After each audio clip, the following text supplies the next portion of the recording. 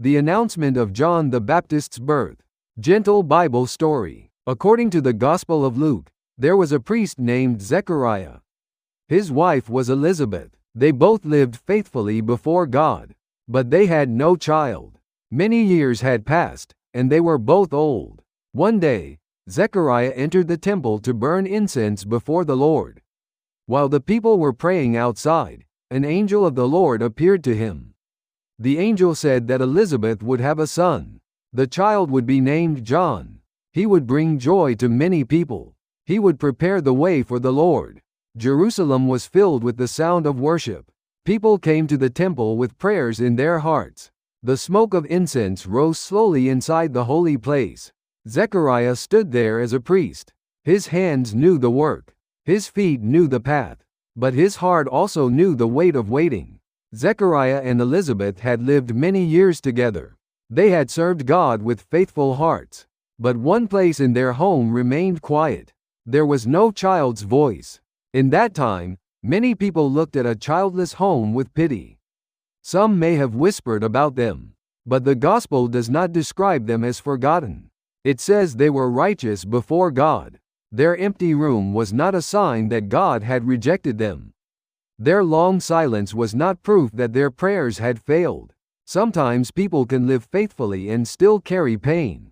Sometimes a prayer can grow old in a person's memory, but remain alive before God. On that day, Zechariah was chosen to enter the temple. Outside, the people were praying. Inside, Zechariah stood near the altar of incense. Then everything changed. An angel of the Lord stood at the right side of the altar. Zechariah saw him and was troubled. Fear fell upon him. The angel spoke first to his fear. "Do not be afraid, Zechariah. Your prayer has been heard. Your wife Elizabeth will bear you a son. You shall call his name John." Those words touched an old wound. Maybe Zechariah had stopped saying that prayer aloud. Maybe he had learned to live without expecting it anymore. But heaven had not forgotten. What felt buried in the past was still known before God. The angel said that the child would bring joy and gladness. Many would rejoice at his birth. He would be great before the Lord. He would turn many hearts back to God. The child promised to Elizabeth would become John the Baptist. He would prepare the way for Jesus. But at that moment, Zechariah could only see the difficulty. He looked at his age. He thought of Elizabeth's age. He heard the promise, but he also remembered the long years of disappointment. So he asked a question. "How shall I know this? For I am an old man, and my wife is advanced in years." His question was not cold. When hope has hurt a person before, even good news can feel frightening. A tired heart does not always leap quickly into joy. The angel answered him with seriousness. "I am Gabriel. I stand in the presence of God. I was sent to speak to you and to bring you this good news." Then the angel said that Zechariah would be silent until the day the promise came true. Because he did not believe the words, he would not be able to speak for a time. This silence may sound heavy, but it can also be seen as a strange kind of mercy. Zechariah would not explain the promise with many words. He would carry it quietly. He would watch it grow.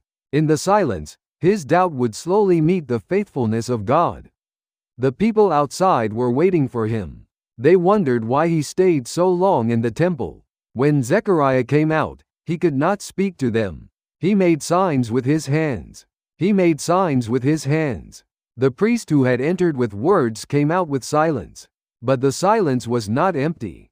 When his days of service were finished, Zechariah went home.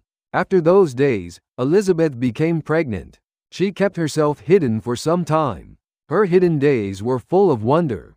The shame she had carried for many years began to lift. She said that the Lord had looked upon her. There is something very tender in Elizabeth's words. She did not speak like someone who had been forgotten. She spoke like someone who had finally been seen.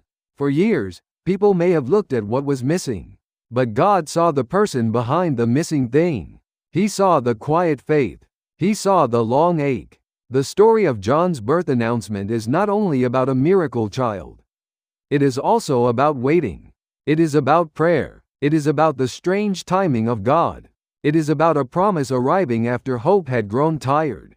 If you are waiting for something today, this story does not ask you to pretend that waiting is easy.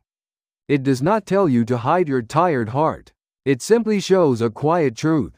God can remember what people forget. God can hear prayers that no one else knows about. God can begin something new in a place that feels too late.